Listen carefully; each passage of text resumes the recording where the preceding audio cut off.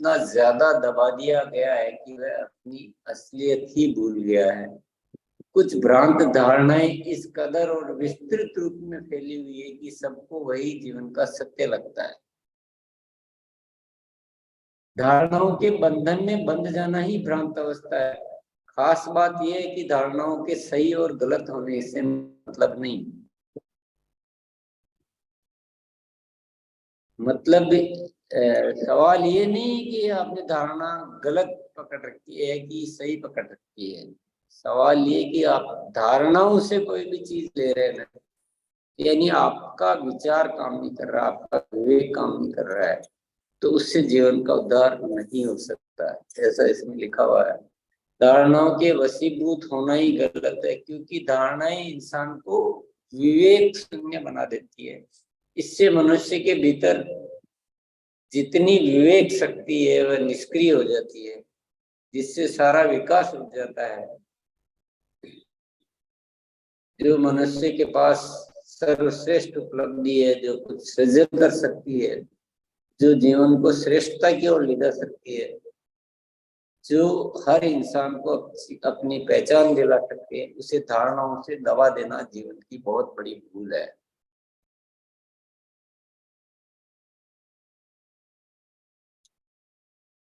धारणाओं के वशीभूत होना सबसे बड़ी भूल है, ये इसमें कहा जाता है। तो हम तो पूरा जीवन ही धारणाओं से चलाते हैं।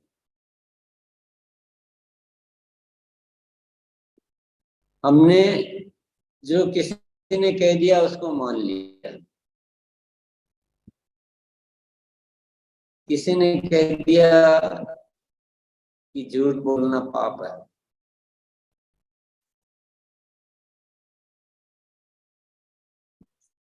ये किसी ने कहा है और धारणा बना दी कि झूठ बोलना पाप है। तो क्या झूठ बोलना पाप नहीं? झूठ बोलना पाप का ये भी एक धारणा है। झूठ बोलना पाप नहीं, ये भी एक धारणा है। ऐसे किसी चीज को मानना नहीं, कहने का मतलब ये ऐसे किसी चीज को मानना नहीं। सोचिए जरा, अपना विवेक कहने का मतलब ये। अभी मैं बोल दूं कि झूठ बोलना बहुत जरूरी है, झूठ बोले बिना जिंदगी चल ही नहीं सकती।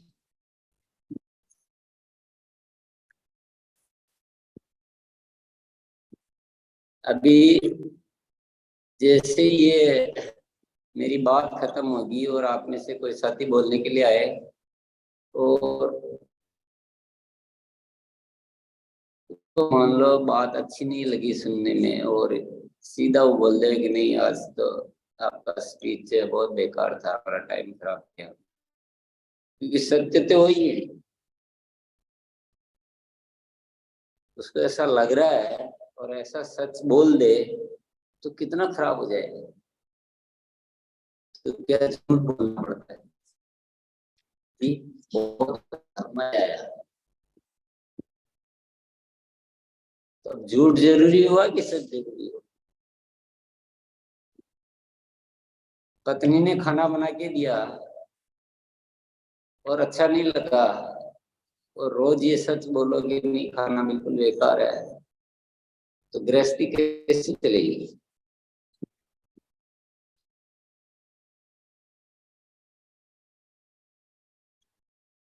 तो सच बोलना जरूरी कि झूठ जरूरी?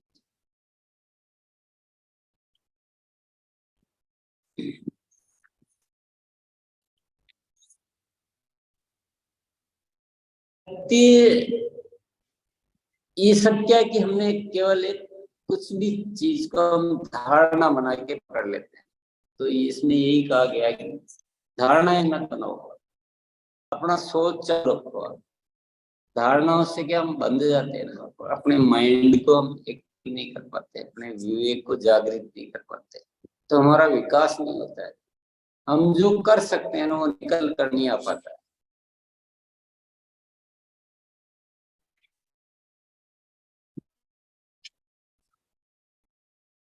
आगे इसी में लिखा हुआ देखिए, कहीं से भी पढ़ लो, ये पूरी पुस्तक जो है ना एक ही बात पे इशारा कर रही है कि आप खुद में सब कुछ है, बाहर सब कुछ नहीं है, खुद में सब कुछ है। और दूसरा इसमें बार बार इशारा किया गया कि आप दूसरे की नकल नहीं हो सकते, दूसरे की नकल करके हम नहीं बन सकते। अगर महान बनना है तो आपको अपने आप को समझना होगा। कुछ लोग ढेर सारे साहित्य का अध्ययन और व्याख्यानों का श्रवण करके अपने ज्ञान के भंडार को देते हैं। वे समझते हैं मैं दुनिया को रास्ता दिखा सकता हूँ, वे इसका प्रयास भी करते हैं, लेकिन वह संपूर्ण रास्ता किसी को दिखाने में सफल नहीं हो पाते हैं। महत्वपूर्ण बात यह है कि जीवन एक खोज है। हर जीवन को अपने बारे में स्वयं जानना होगा। उसके लिए सही मार्ग क्या है, दूसरों पर निर्भरता को समाप्त करना होगा।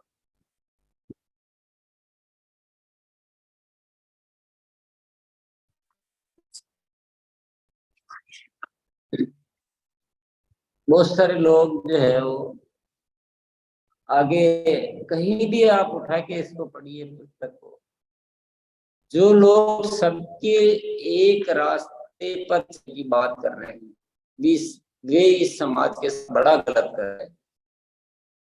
हर इंसान किसी भी रास्ते पर चले, पर वह अपनी समझ से तो ही कुछ बेहतर हो पाएगा।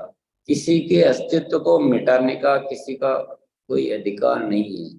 हम मनुष्य हैं, जानवर नहीं है। इस बात को कभी भूलना नहीं चाहिए। तो इस तरह की जो बातें हैं ना, वो आपको सामान्यतया ज्ञान में नहीं मिलेगी। सामान्य ज्ञान में कुछ अलग मिलेगा। बोलेंगे आपको बिल्कुल यही करना है जो कहा गया है, और आपका विवेक को बिल्कुल शांत कर दिया जाता है। तो ये ऐसा जीवन जीते जीते हम ऐसे बन गए कि हम अपने विवेक को बिल्कुल खो बैठे। तो विवेक को खो बैठे तो हम अपनी जो क्रिएटिविटी, जो अपनी रचनात्मकता है, वो बाहर नहीं आ पाती।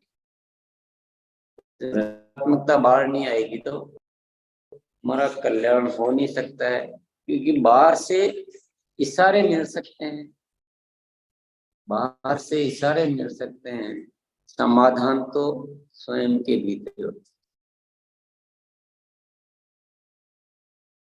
तो ये धर्म चैप्टर है, तो इसको आप पढ़ेंगे ना, पढ़ने से चलेगा। मैं तो अभी जस्ट थोड़ा सा बात कर रहा हूँ आपको।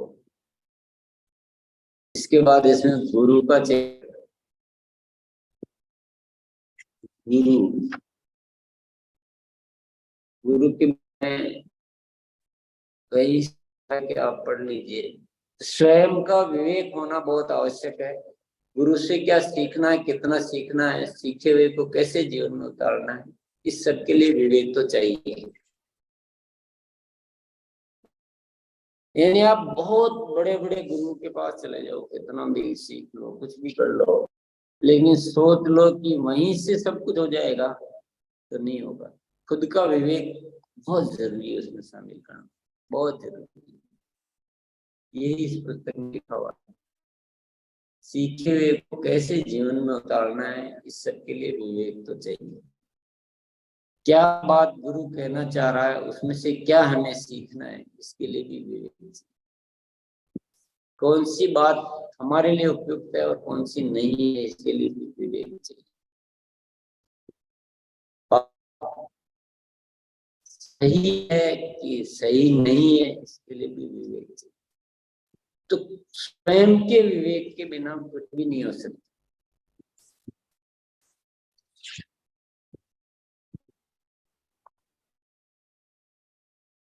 आगे देखिए, वैसे भी गुरु आपको जगा सकता है, लेकिन जागने के बाद अपनी खोज तो स्वयं को करनी।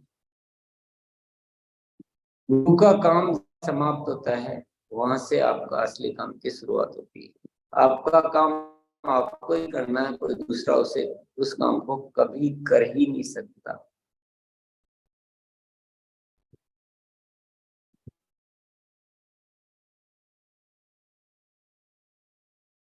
हम है कि गुरु की प्रशंसा के पुल बांध देते हैं, उसकी भक्ति में करके रखते हैं, लेकिन वह हमसे जो चाहता है वह हम नहीं करते।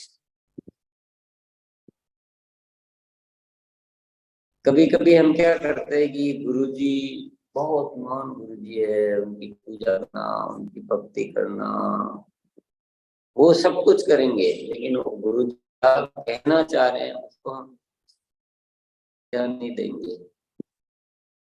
उससे कुछ कल्याण होता है क्या? उससे कल्याण नहीं हो सकता। तो ये हर विषय पर, जीवन के जितने भी विषय है, जितने भी विषय,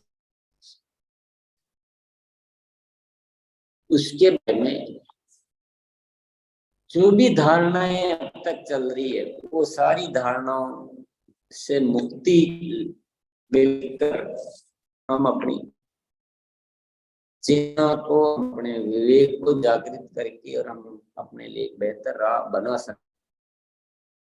इसके लिए इस पुस्तक को आपको थोड़ा थोड़ा अध्ययन करना होगा और उस इच्छा से करना होगा।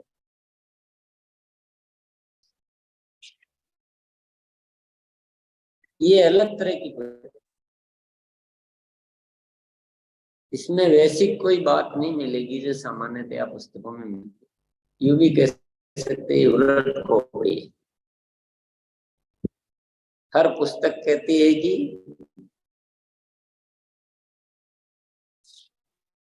धनराज जी कोई इश्यू आ रहा है क्या आवाज में?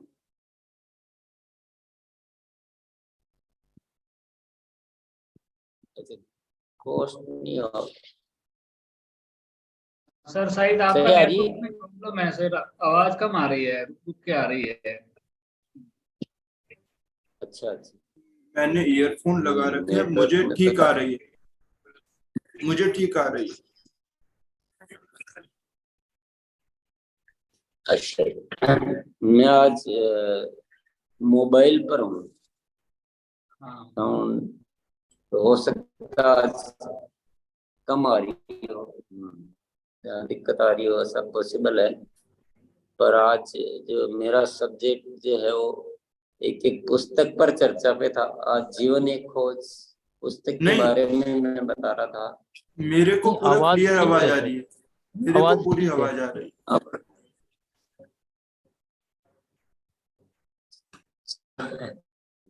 बढ़िया है।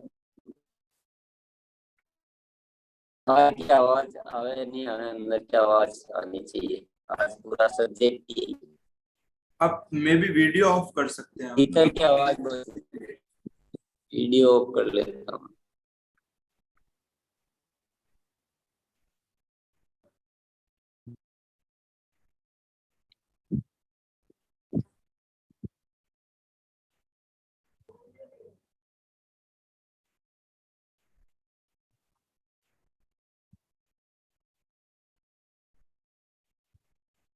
तो क्या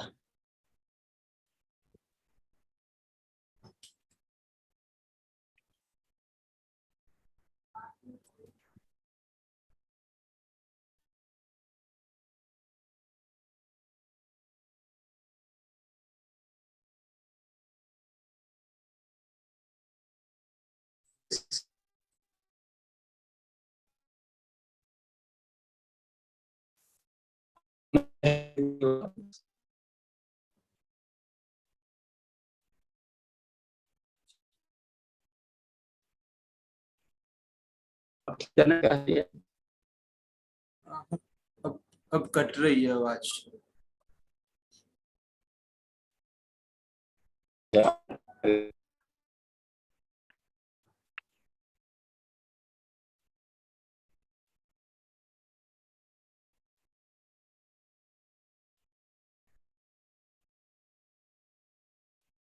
सर का नेटवर्क चला गया है। प्रकाश भाई आप कंटिन्यू कीजिए तब तक है। ठीक है हाँ आदरणीय सर, मेरी आवाज क्लियर है? यस। आदरणीय सर, एक पुस्तक के बारे में हमें बता रहे थे।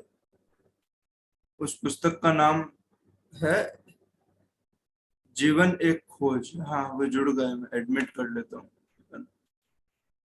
आ गए।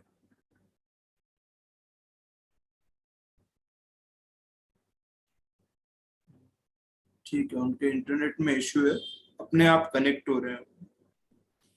जीवन एक खोज पुस्तक है जिसमें अभी वो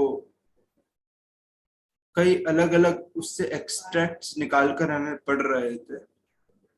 तो पहला चैप्टर उसका धारणाओं से संबंधित है। हम जीवन में कई धारणाएं बना लेते हैं और उसे फिर पकड़े रखते हैं, और जब तक हम हमारी धारणाओं को छोड़ेंगे नहीं तब तक हमें कोई भीतर परिवर्तन आएगा नहीं। फिर वो अभी गुरु का रोल बता रहे थे कि रास्ते पर तो हमको ही चलना है, कोई आके हमारे लिए चलेगा नहीं। ये सबकी एक अपनी यात्रा है जो सबको खुद को ही करनी पड़ती है। कोई हमको ज्यादा से ज्यादा रास्ता बता सकता है, उसमें भी हमको अपने विवेक का इस्तेमाल करना पड़ेगा। उन्होंने विवेक को इस्तेमाल करने पर खूब जोर दिया। यानी अगर हम कोई बात बिना विवेक से मान लेते हैं तो वो आज नहीं तो कल हम उसको छोड़ देते हैं। जैसे हमको किसी ने बोला कि हमें सच बोलना चाहिए, उन्होंने एग्जाम्पल दिया, लेकिन अगर आपको किसी और ने कह दिया नहीं नहीं देखो धंधे में तो झूठ बोलना चाहिए, बिना झूठ बोले धंधा थोड़ी चलेगा, तो हमको ये भी सही लगता है, हाँ अच्छा ठीक है, कोई एक दो मामलों में सच बोलना चाहिए, बाकी मामलों में झूठ। आप ऑफिस में हैं, आपको बोले निंदा नहीं करनी चाहिए, किसी ने आपने पढ़ा है कि निंदा नहीं करनी चाहिए, लेकिन आपको आपका कलीग आके बोलेगा कि नहीं बिना निंदा करे प्रमोशन कैसे मिलेगा, तो आप निंदा करते हैं। हमको एक भीतर एक विवेकपूर्ण उस पर मनन करना चाहिए कि अगर कहा गया है निंदा नहीं करनी है तो क्यों कहा गया है। और अगर हम बिना विवेक के ऐसे चलते जाएंगे तो जैसे हमारी स्कूल थी, मैं मद्रास में जब पढ़ता था, 5वीं क्लास से 12वीं क्लास तक हमने एक प्रार्थना गाई जिसमें प्रार्थना के शब्द है, वाणी से निंदा किसी की भूल कर हम ना करें। तो क्या हमारी स्कूल में ऐसे बच्चे हो गए होंगे जो किसी की निंदा नहीं करते होंगे? तो 8 साल तक हमने कोई चीज दोहराई, पर उससे क्या फायदा हुआ? कोई फायदा तो हुआ ही नहीं ना। लेकिन अगर मैं अभी आपको एक छोटी सी वो बात बताता हूँ, उस पर आप फिर मनन करना, तो आप निंदा करना ऐसा हो सकता है छोड़ दो। देखिए हम जो भी करते हैं उस कार्य का प्रभाव पड़ता है। हाँ, खाना खाते हैं तो पीछे से हमको पेट खाली भी करना पड़ता है। कुछ भी करते हैं तो उसका प्रभाव पड़ता है। बॉल ऊपर फेंकते हैं तो नीचे आती है। अब कोई इंसान निष्काम कर्म कर रहा है, वो कार्य तो कर रहा है, लेकिन उसके कार्य का प्रभाव उस पर पड़ेगा नहीं क्योंकि वो करता नहीं। अब अगर कोई धनराज भैया निस्वार्थ भाव से कोई सेवा करने गए और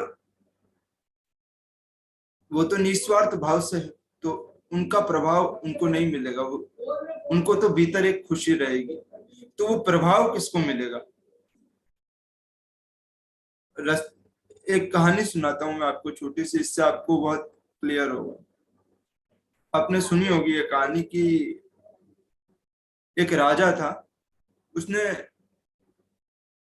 ब्राह्मणों को भोजन के लिए बुलाया और उस भोजन में गलती से कोई सांप गिर गया था। और वो ब्राह्मण मर गए।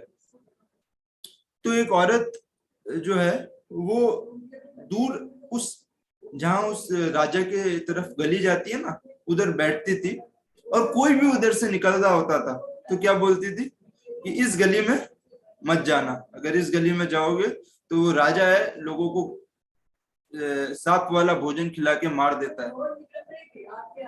राजा से तो वो बात गलती से हुई, लेकिन क्योंकि वो औरत बार बार उस चीज को पॉइंट कर रही थी, तो उसका जो प्रभाव है वो अट्रैक्ट कर लिया उसने। हम लॉ ऑफ अट्रैक्शन जानते हैं ना, जिस तरह की फ्रीक्वेंसी होती है उस तरह की चीजें अट्रैक्ट हो जाती है।